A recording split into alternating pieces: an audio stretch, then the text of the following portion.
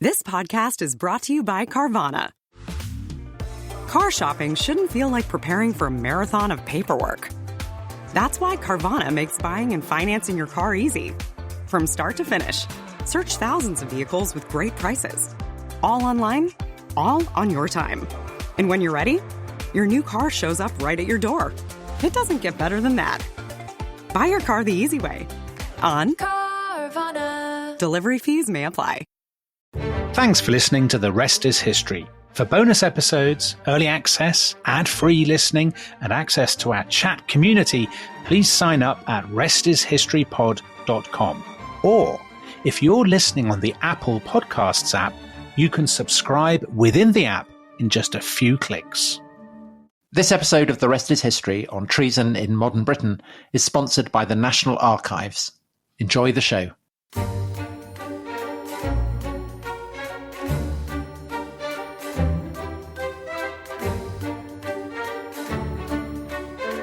Hello, welcome to The Rest is History. And Tom, we are here again at the National Archives for their amazing exhibition, Treason, People, Power and Plot. And last time we were talking about the Tudors and the medieval period, and this time we've reached a real favourite of yours. You love the sort of 17th, 18th centuries, don't you? I do, and I think we're going to be kicking off with a subject that has already provided us with two episodes, namely the trial of Charles I.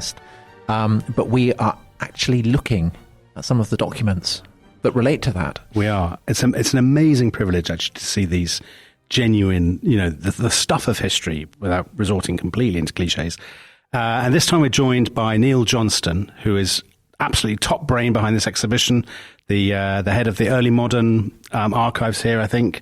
And Neil, sort of a dream of yours to see all this stuff out on public consumption? Oh, it's really wonderful to be able to put so many aspects of the collection together. Because archives are, they're sort of abstract notions for people. What are they? Well, they're collections of records. And how do you try to explain it to people? And this collection is really, really remarkable. Where I'm from, the equivalent collection was blown up 100 years ago. So this to me is really, really special. Being able to go back to the 1352 Act, the Treason Act as it is, and even before that, as you can see in the exhibition, and then bring it all the way forward to the modern day. So the collection here in Britain is really, really special. It's remarkable. Well, but Neil, we just before we recorded this, you showed us the record of the parliamentary proceedings written in late 1649, 1650, detailing the events of the trial of Charles I, and it's in a kind of little brown book. And on the cover, it's got the trial of the king, just in case anyone is in any doubt as to it. I mean, it is incredible to see the physical documents that relate to this subject that, Dominic, you and I, we did these two episodes on, absolutely up close. I mean, how does it make you feel when you look at, it has the column of the people who were sitting in judgment on the king? I mean, how does it make you feel to see those names written down in ink on paper? Well, if you think of the importance of that event, in terms of legal history, in terms of political history, going and executing a monarch is an extremely rare event in any circumstances. So I wouldn't go so far to say it's quite moving, but you can feel the importance of the event nearly coming off the page. Yeah. You can see, like, the journal is very, very detailed. It was written by the clerks who were there on each day during the trial of the king in early 1649. You can nearly feel the stress coming off the pages as the court constitutes itself from the rump of the House of Commons, and it authorises and empowers itself to put the king on trial for treason. So could we look at it specifically in the context of treason, the act of treason that we began the previous episode with, 1351, 52, depending where you're coming from. The definition of treason is plotting against the king. Yeah. Even not just compassing the death of the king, but imagining the death of the king. 1649... they're putting the king on trial. So presumably Edward III's Act is hopeless for that because it brands them as traitors. Well, it depends on how you've used sovereignty. And the Commons claims sovereignty. It also has de facto authority because it's won the two civil wars. So it reverses the previous understanding of what treason is. Legally, yes, they are acting. It's extrajudicial, let's say. What they've done is illegal. Charles doesn't recognise the court, does he? The king refuses to recognise the authority of the court to put him on trial. and he won't plead. And you can see that the court solicitors, John Cook, is almost barracking him to enter a plea because a case cannot initiate. Yeah. So the court is very, very careful to follow the procedures that would ordinarily have been followed, say, for a treason trial or a murder trial. They are very, very clear on the proceedings, but the king won't enter a plea, so the case shouldn't actually continue, but they ignore this. But what law would they... I mean, what law can they bring? There is no law to bring.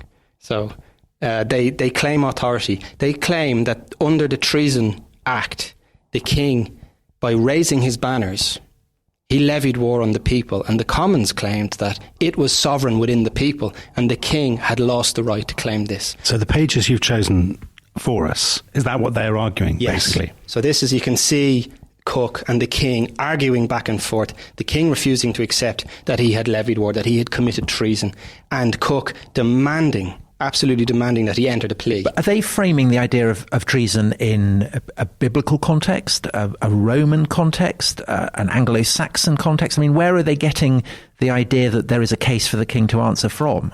What's the legal underpinning for that case? The 1352 Act, the idea of levying war against the king, is really what they're against the people, is what they're saying.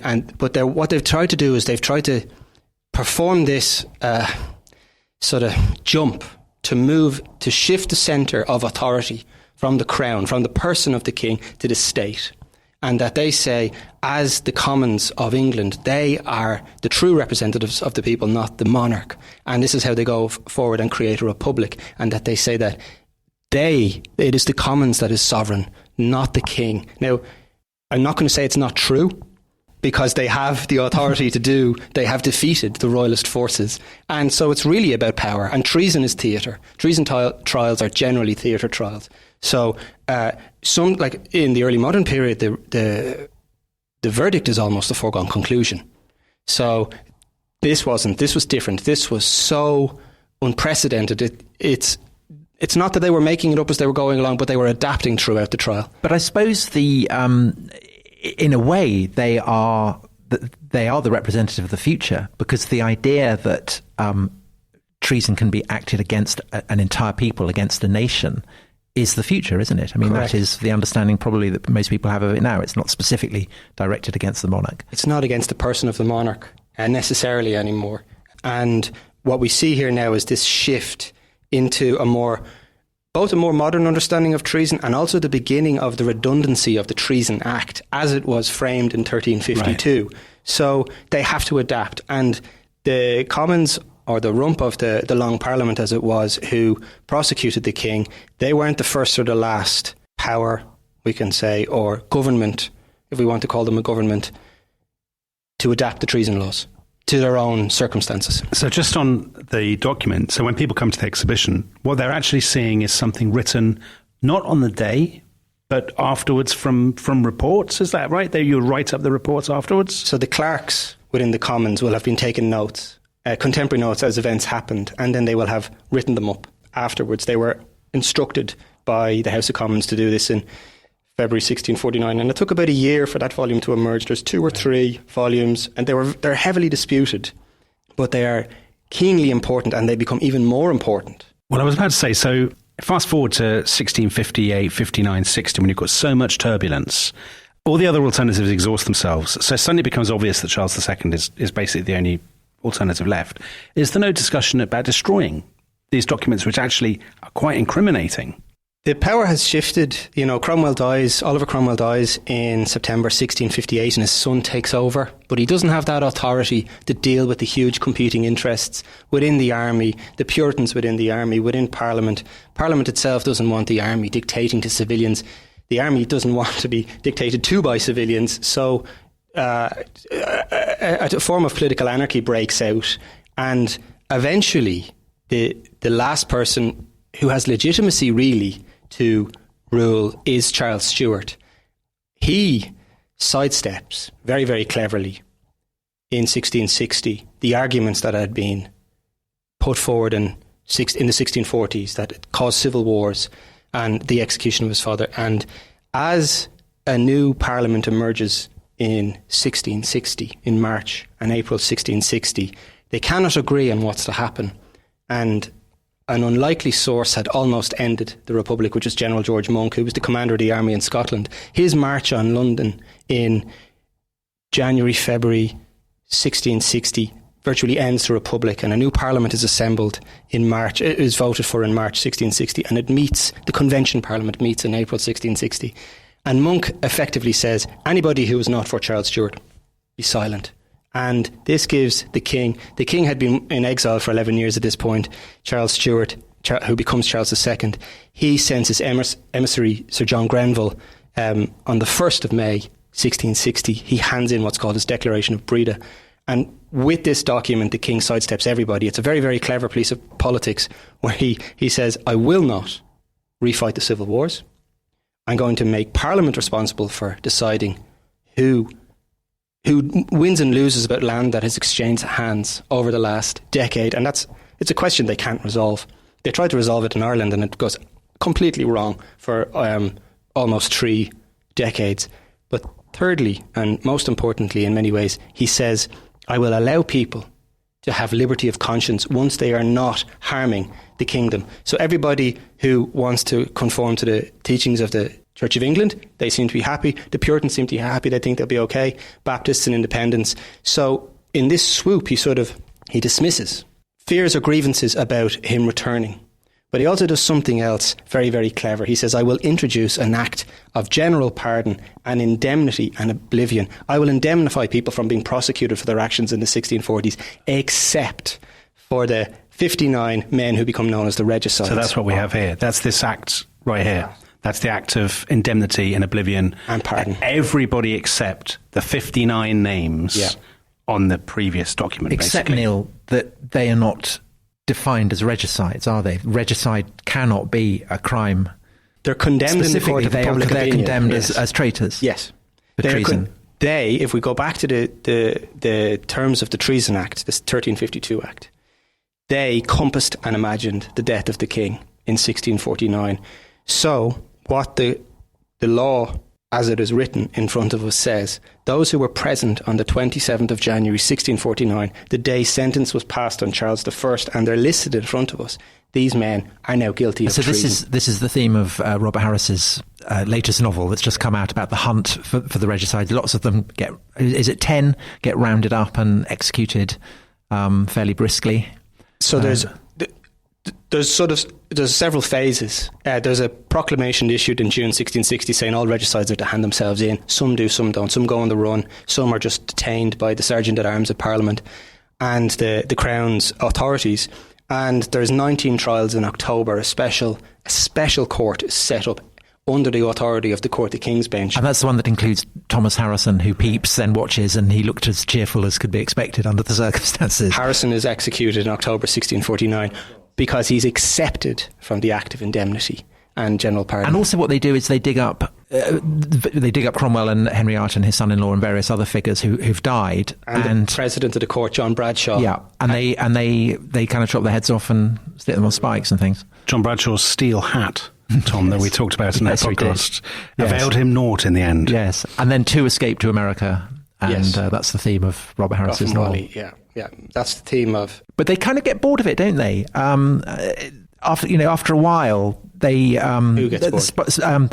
So there's a spy master, what's his name? The guy who founds Downing College. Yes. And he's very treacherous, and he's the ambassador in The Hague, and he persuades 3 of the regicides to come under the pretense that he will pair them up with their wives, arrests them, takes them back to London, and people are revolted essentially by the display of execution. Well, I was going to ask about that. Do you think among the public at large, I know it's impossible to say with any degree of certitude, but do you think there was, among the public at large, there was a sense, they had it coming, what comes around goes around, that's...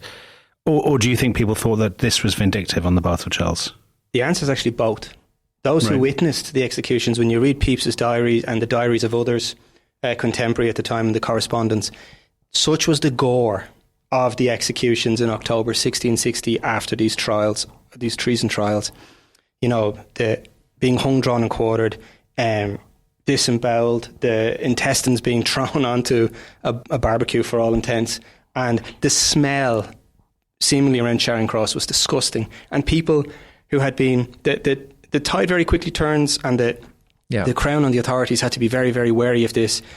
You know, people are having their heads chopped off. There's blood everywhere in around Charing Cross where the execution's, looking down towards Banqueting House where the King has been executed. And as the regicides themselves knew, that large congregations of people meeting to watch executions are potentially very dangerous. Absolutely. So on the issue of hanging, drawing and quartering male traitors... You are absolutely obsessed with this. No, I'm not, Dominic. And burning female traitors. When does that finish? So when do people start to think, okay, we should deal with traitors, but we're not going to ritually torture them to death in the way that we had been doing? When does that... As far as I'm aware, it peters out in the 18th century. It just becomes unpalatable anymore. For kind of Enlightenment reasons? Most certainly, yeah. Well, I was about to say, in some ways you could argue this is a pretty extraordinary document, the Act of Indemnity and Oblivion, because couldn't you make the case that there is clearly a sort of a tipping point after which it no longer is really the done thing to execute your enemies, you know, to accuse your enemies of being traitors. There's a move towards, I guess, I know this is very anachronistic, but a more pluralistic kind of political arena where ministries rise and fall, where your opponents maybe first of all they go into exile like Bolingbroke did at the end of the reign of Queen Anne, but he then comes back, he's not beheaded. There's a sort of move away from spectacular violence, but also the idea of, you know, His Majesty's loyal opposition, I suppose, comes in. Well, yeah, you get kind of competing parties. So I think we're maybe getting slightly ahead of ourselves, but just by a couple of decades, right? At this point, the King knows he has to limit very, very clearly. Yeah. Charles is I would say he's much more politically astute than his father. He's less dogmatic. He could hardly be less astute, right? I mean, well, yeah, he's less dogmatic than his father, and that's certainly true. And he's probably more wily. And he doesn't stand on ceremony the way his father did. So he was willing, we presume, you know, the King didn't write these things down, but we presume he was willing to accept a limited form of retribution. Because how does someone whose father has been executed and been forced into exile for over a decade, how do they respond? And this is how he responds. He never would have been effectively summoned back if he had said, I'm coming in with an army. And what army would have fought for him necessarily too? So it's... At the end of his reign, we see the emergence of proto-political parties. Yeah. The Whigs and the Tories. But this has got a treason connection too, right? Oh, certainly does. So you've got a document here. I think this is, of all your documents, this is one of my absolute favourites. Because it's one of, I mean, we haven't covered this in the rest of his history. We touched on as much as we should have. Because it is one of the great stories in all English history. Which of course relates to the Porridge murderer that we mentioned in the... Porridge. Yes, so Oates is very much a theme of unexpected theme. Talk to us about the Popish plot.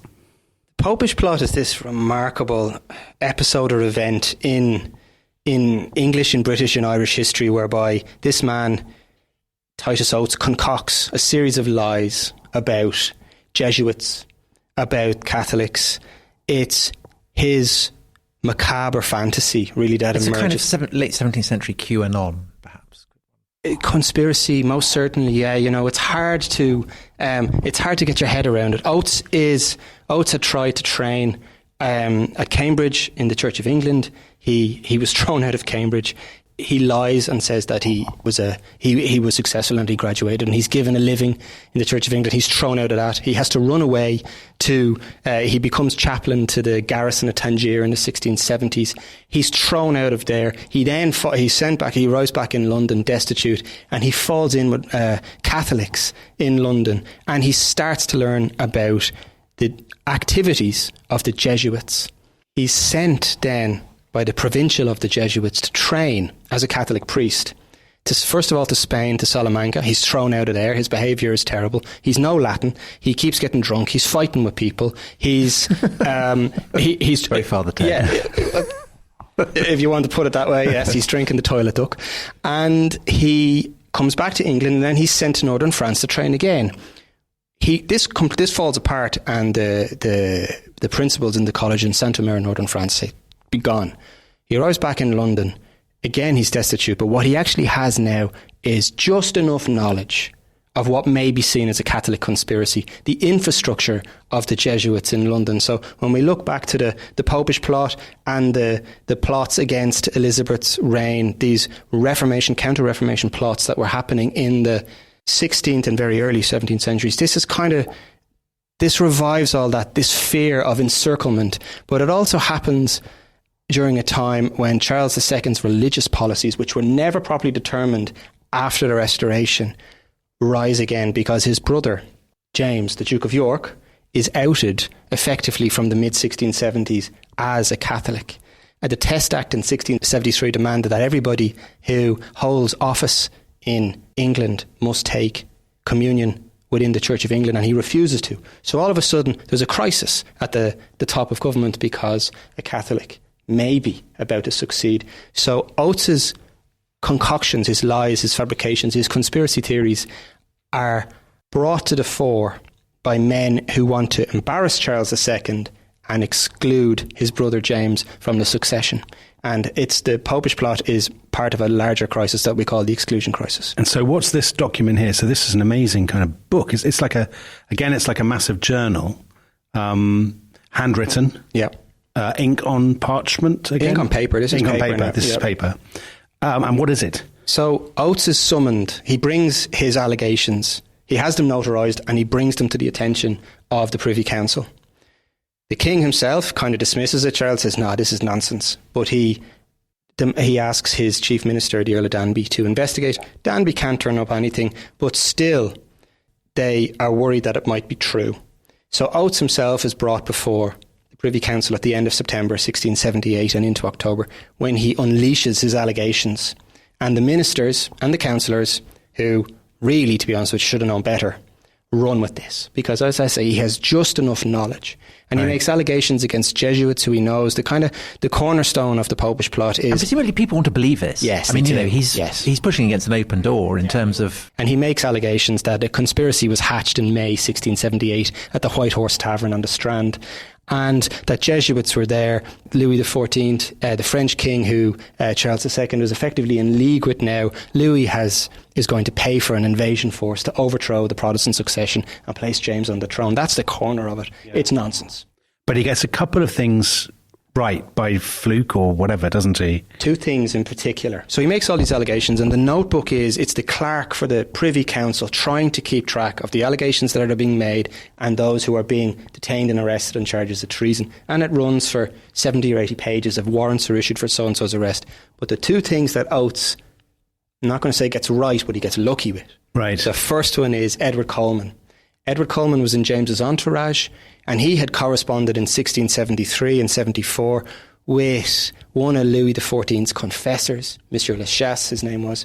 Coleman is detained. An order goes out to search for his papers, and in these papers we see Coleman saying, I could facilitate the overthrow of the Protestant crown. Oh my God. Yes. Right. So that is lucky for Oates, right? Well, I guess a stuck clock exactly tells the right time. Well, I suppose it's like, to give you a parallel, it's like a 1950s McCarthyite saying that 100 members of the State Department are communists, and one of them turns out is a fellow traveller.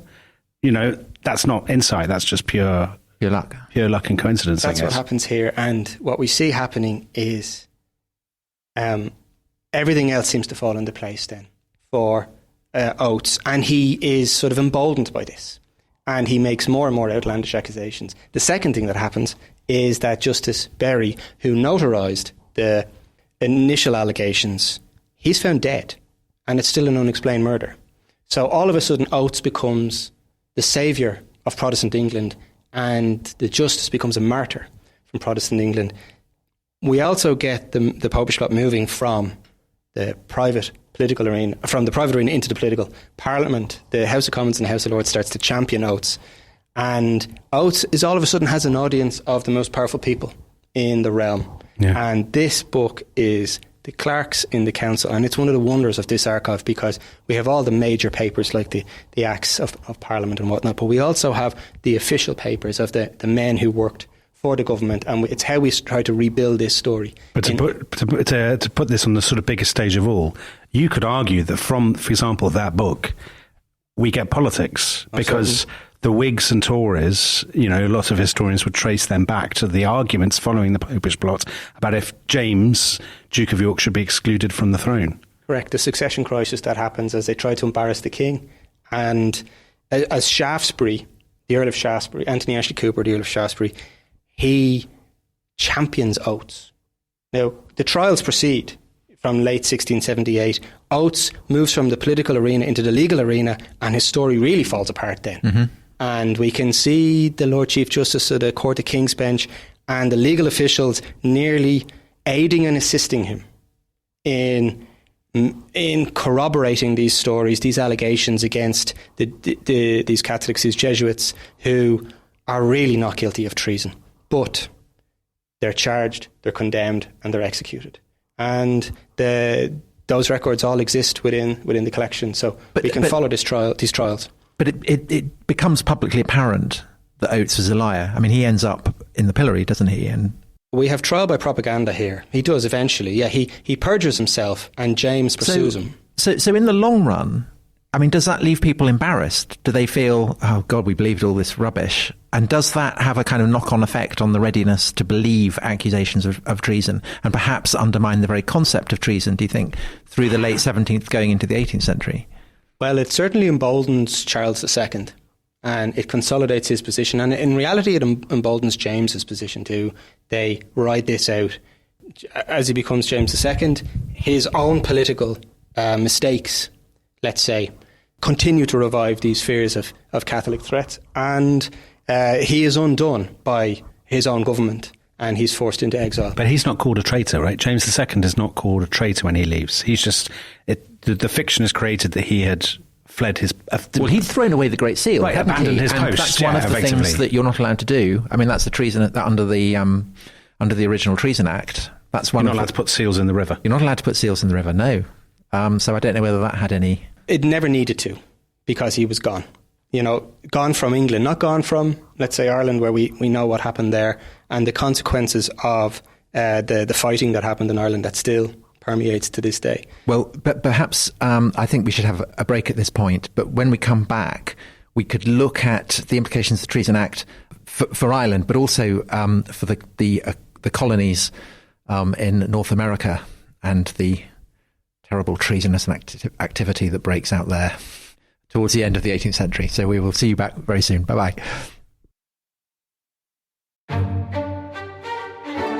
This episode is brought to you by Rocket Money. Tom, we often talk about how to organise our finances. I'm very conscious that I'm paying for a lot of mad subscriptions. And there's one thing that we've talked about often on this show. It's the thing that we probably hate more than any other, and it's a hidden fee. I would love to get my finances under control. There are all these things piling up on our bank statements, and I think I need to fix this problem. I need to sort this out and to stop this. I mean, my finances are so chaotic that I need this app. So I'll tell you what it is. It's called Rocket Money. It's a personal finance app that helps find and cancel your unwanted subscriptions. It monitors your spending, and it helps to lower your bills so that you can grow your savings. With Rocket Money, you can track all of your subscriptions, and you can easily cancel within the app with just a few taps, saving you time, avoiding charges. And you can also set budgets and goals and get personalized insights and regular reports to track how you're doing. They will even send you real-time alerts for large transactions, upcoming bills, refunds, and even low balances.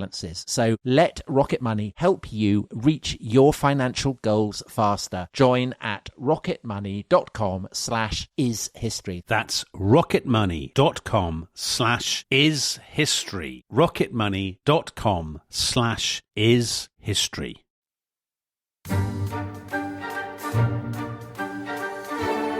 Welcome back to The Rest is History. We are talking about all kinds of treasonous behaviour. And Tom, we are reaching perhaps the worst episode, the most shocking example, treachery and treachery, and it's not just treachery; it's treachery and tax evasion. I think we can safely say terrible behaviour in British history, because you have here Neil. So Neil is with us from the National Archives, talking about their amazing exhibition. You have here a copy of the ultimate treasonous document, which is, of course, the Declaration of Independence. There it is, right in front of you. It's it's another one of these real turning points in the exhibition, as we were thinking about how we would draw in material from the 18th century. We're further moving the story along by thinking about how we're moving away from the person again of the monarch under the Treason Act and into the state. So we can see here in the document is obviously 1776, but we have wonderful materials that surround it from the mid to late 18th century that show us the change in society that is emerging, these Enlightenment ideas, these ideas of independence, of moving away from monarchy, of self-determination. And we know that the Americans, the colonists, let's call them, initially in the 1750s and 1760s, their disgruntlement was with taxation, with not having representation at Westminster, but yet taxes were being levied on them. And so these were economic frustrations rather than Republican ideas. And it was the escalation of this argument between the Crown and the colonists over who had the right to self-determination. The Americans arguing that they should be allowed tax themselves, they should be allowed justice. It really got difficult when the Crown legislated that anybody who was deemed to be a traitor in the Americas should be brought to England for trial. The Americans arguing that they should have trial by their peers. The colonists arguing but just this. to be absolutely clear, the provisions of the 1351 Act of Treason apply in British North America. So when they take a stand against their rightful king, it's in the charters. The charters that created the colonies, yes. But when they declare independence, then suddenly people who are keeping loyal to the king are becoming the traitors. So it's a kind of replay of what happens when Richard II gets deposed, and suddenly people who've been loyal to Richard II are the traitors and are condemned as such by Henry IV. And you're seeing the same kind of drama playing out at the end of the 18th century, but on an Atlantic scale. The Americans legislate for it, and they incorporate the Treason Act into their constitution. And it's the cornerstone. That's the only criminal law in the US founding document, isn't it? That's right. The Treason Act is the only criminal law at the dawn of the United States. Correct. But they say it's not against the monarch. They rephrase it to be levying war against the Republic. I think that's the term they use. Right. And so do you think that's a slight... can we trace a thread from the trial of Charles I? Most certainly. They directly reference it. Right. And they say that Parliament imposed itself on the monarch, and we're going to do the same. But again, I mean, we compared the Treason Act, the original Treason Act, to Magna Carta, and I guess it's faintly similar, the way that Magna Carta underpins a lot of American constitutional legal understanding. The Treason Act presumably is playing the same. It's a kind of disguised foundation stone for how the American state comes to define and oppose what it calls treason. Well, it's less prominent, but yes, things like the continuation of the idea of habeas corpus and that you can't be detained without just cause. For instance, you can't just be randomly detained, and it is the suspension of things like the Habeas Corpus Act in North America that caused such frustration, that caused such anger amongst the colonists, but they then incorporate all these ideas into their own constitution. And so we talked about America, but I'm guessing that you, as a Dubliner, would have a particular interest in another fracture point of British. The writ of the British treason law, which would be Ireland, which, and as I understand it, the provisions of Edward III's Treason Act applied to Ireland from 1495. That's right. Yeah, there is the Treason Act from then. So Ireland, if we're talking about the late 18th century, the movements for determination in Ireland kind of mirror what happened in what becomes the United States, and are heavily influenced then by the French Revolution, these ideas of liberty. In Ireland, there is, from the late 1780s into the 1790s, there's this idea of some sort of self-determination. And we witnessed the propagation of ideas around not yet the creation of a republic, not initially the creation of a republic, but parliamentary reform, allowing Catholics to sit as MPs, allowing the complete revocation of what are known as the penal laws that stipulated that Catholics couldn't be represented in Parliament by their own peers. It was Protestant. So the complications of ascendancy Ireland, 18th century Ireland, really come to a head at the end, inspired by France, inspired by America. And men like Theobald Wolfe Tone, they establish in October 1791 the Society for the United Irishmen. Just a month before, here in London, Thomas Hardy establishes the London Corresponding Society. Not the novelist, the polemicist, let's say, Thomas Hardy, and these ideas, these radical reforming societies, popular political organisations that are seeking to really expand the franchise and allow much more self-determination. These ideas that emerge in America and France, and then, of course, are seeping into England, but they are a huge threat to the British establishment. Well, okay, but Thomas Hardy. So Thomas Hardy, he's what? He's a shoemaker, is he? So he is. He's brought to trial on a charge of treason. But basically, he's just arguing for radical change, isn't he? I mean, he's not arguing for the overthrow of the monarchy. But Tom, the argument against that, or the counter argument, would be it's taking place at a time of tremendous international, turmoil. Sure. So in other words, those ideas are identified with the enemy that Britain is fighting. Yeah, I absolutely see that. I mean, I see why the charge is brought against him, but the fact remains that in the end he gets acquitted, doesn't he? Well, you need to rewind a little bit, and Hardy and his associates in the reforming societies, as they were known, were very, very careful not to commit treason. They didn't commit treasonous acts, but they did commit seditious acts. So they were encouraging sort of a rebellion against authority. So that's a good question. Just to focus in on that for a second, is there a point, I guess this would be the point, that treason and sedition slightly become muddled in the public mind? Yeah. Hardy is accused of not directly threatening the person of the king, but he wants to radically reform Parliament. The charge against him is that this will inevitably lead to the death of the king, so his actions are indirectly treasonous. And of course, it completely falls apart in court. Which is why he doesn't win. Well, he does win. This is why the prosecution doesn't win. Correct, yeah. So it falls apart. Now, they do legislate subsequently they re-update the treason laws again, not the Treason Act, the 1352 Act, but the government does update treason laws to try to prevent them losing cases like that again. But the ideas are out there now, and across the 1790s, the thing that makes it very, very difficult for Payne and his colleagues is, of course, war breaking out with France in 1793. So all of a sudden, the ideas they're propagating are in support of an enemy state. Yeah, they're the enemy's ideas, basically. Just on the documents, you've got this sort of, I don't know, it's like a kind of cardboard tray full of stuff. Is that the historian's term, stuff? The cardboard tray full of stuff is the technical, I think you'll find it's a technical, it's the archival term, isn't it, Neil? So these are the papers, these are all the trial papers. This is the evidence that was being gathered against Hardy, and we can see the Treasury solicitor underlining what they believe to be the treasonous, or most certainly the seditious, paragraphs in Thomas Paine's Rights of Man, and which is in this pile in front of us, and these are read out, and these are the correspondence of the London Corresponding Society, and they're read out full of the trial takes several days, which is longer than a treason trial usually takes at the time. But we're starting to see the vague emergence of the modern conception of the rule of law.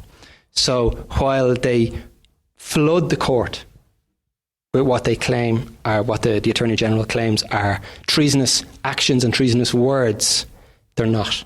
And the case does fall apart, but they try to overwhelm nearly the court. But in Ireland it's different, because there you have the further dimension of an independence campaign.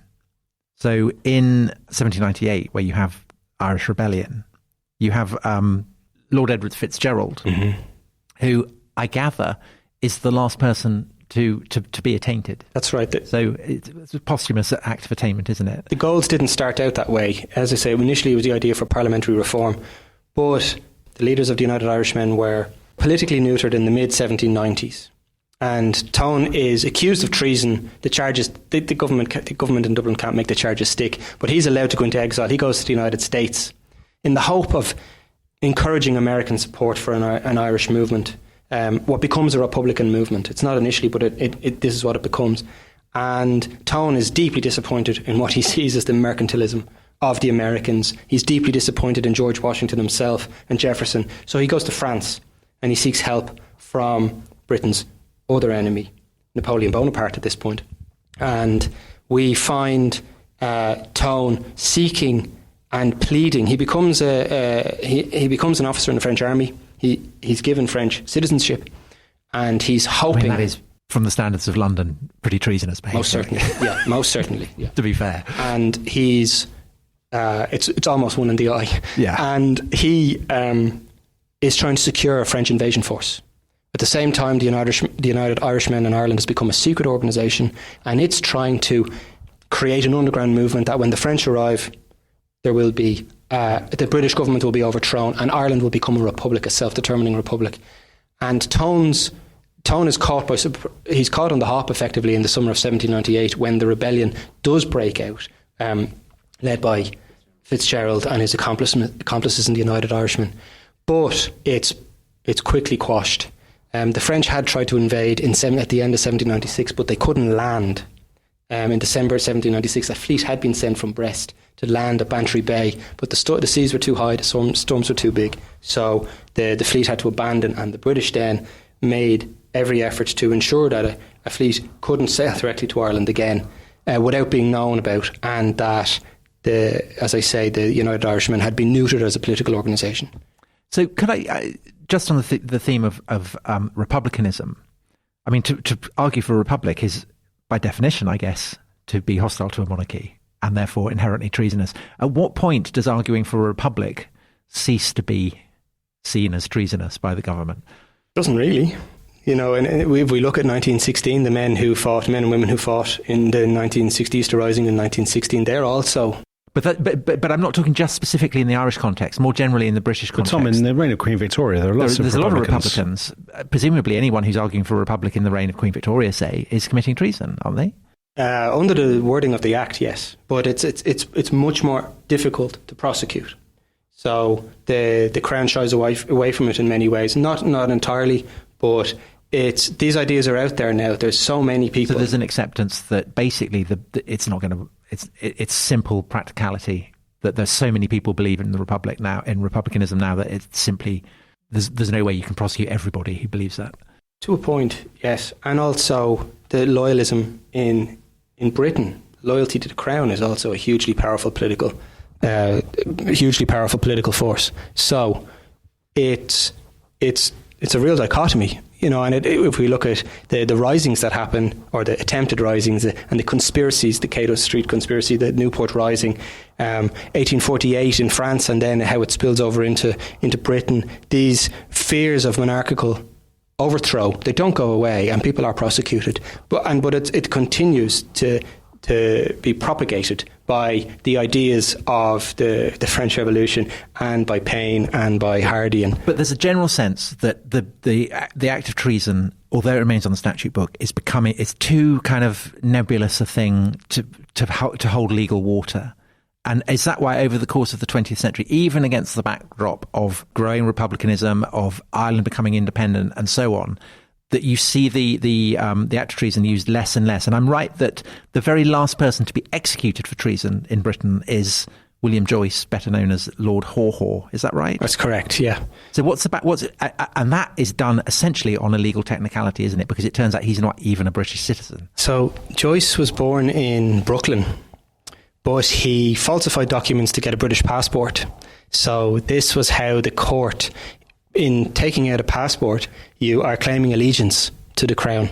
And we should just say, for those who don't know about him, that he goes to Nazi Germany and he broadcasts to Britain from Germany throughout the war. And so when he's captured after the war, it looks a kind of open and shut case. It must have done. Well, he disputed that. He said he hadn't committed treason, but of course he had. So the treason legislation, the 1352 legislation, becomes much, much harder to prosecute people under.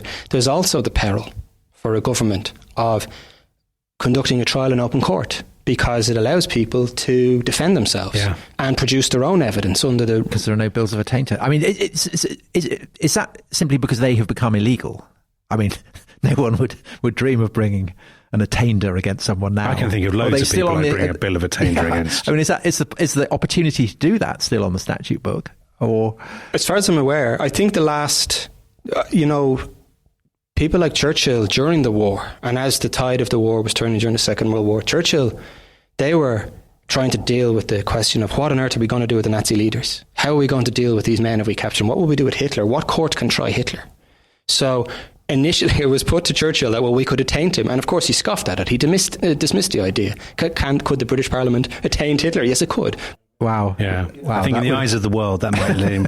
So we've got one last document, which I know you picked out for us. So we just need to rewind a little bit from Lord Haw-Haw.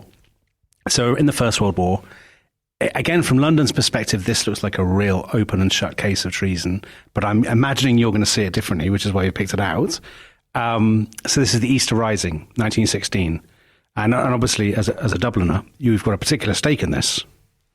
I'm also a historian and I can distance myself from it in some ways. But what we have in the collection that we found is the bottom half of the proclamation, the 1916 proclamation that Patrick Pearse read out from the steps of the GPO, the General Post Office on Sackville Street, what's now O'Connell Street in Dublin. And there's a wonderful story about this document in that the type had been confiscated to print the document a few days before the rising was to break out. So they had to quickly get another set of type. But they only had enough to print the top half of the document, and they reamed off how many copies of ever they did. And then they reset the type and printed the bottom half. And they left the type in the machine.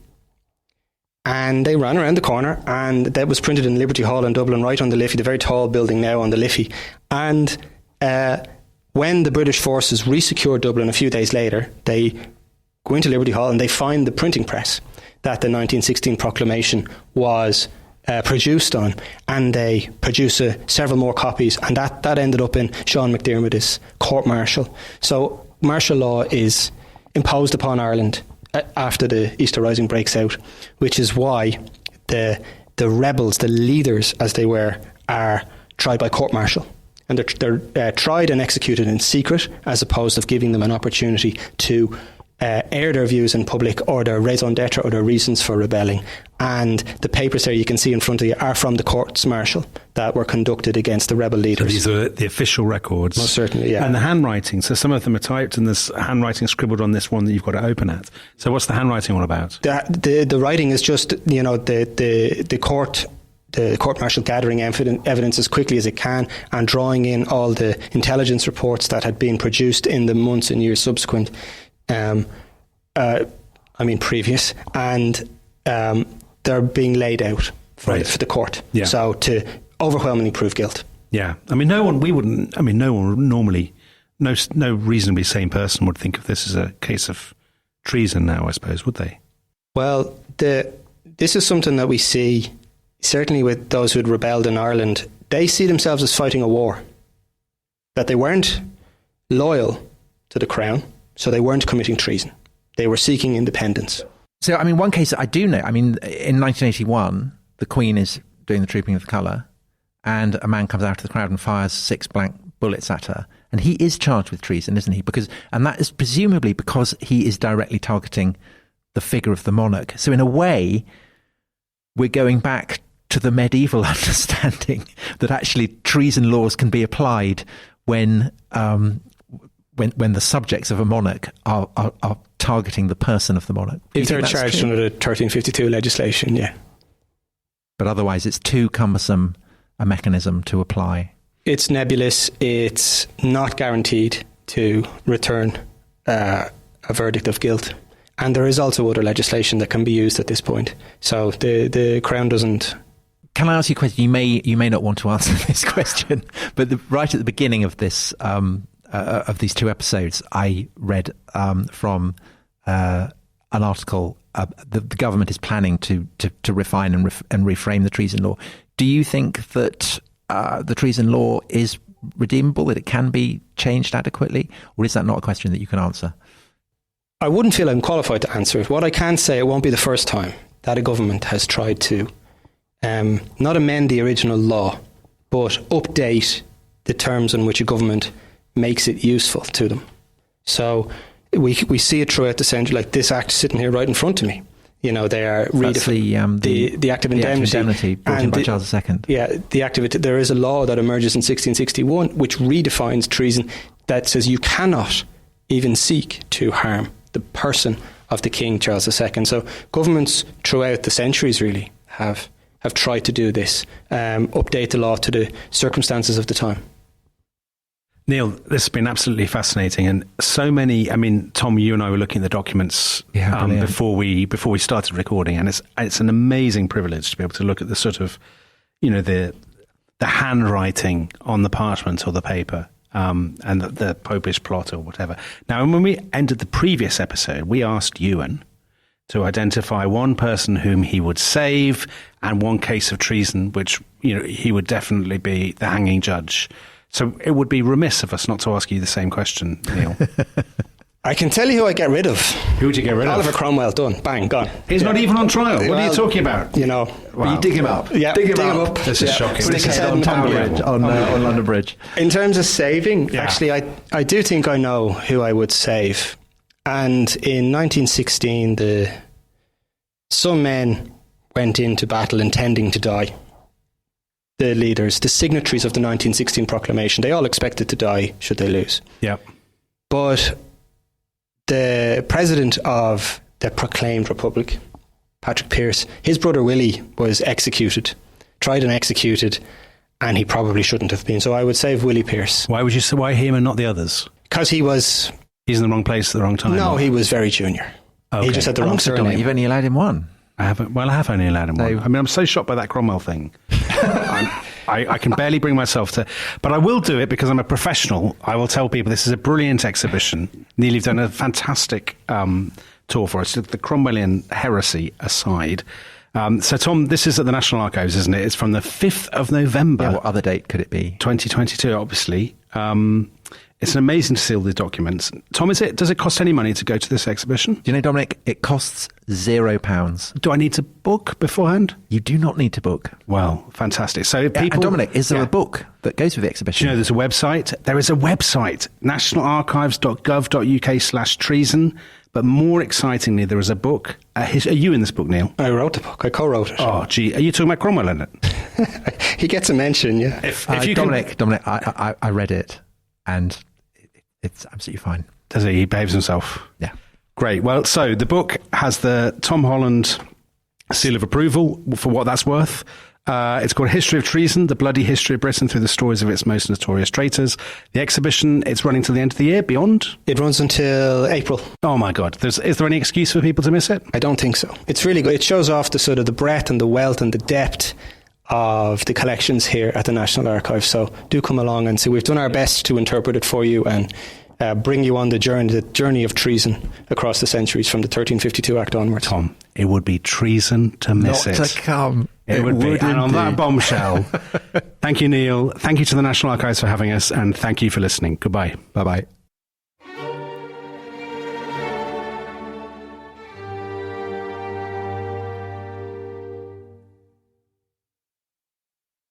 Thanks for listening to The Rest is History. For bonus episodes, early access, ad-free listening, and access to our chat community, please sign up at restishistorypod.com.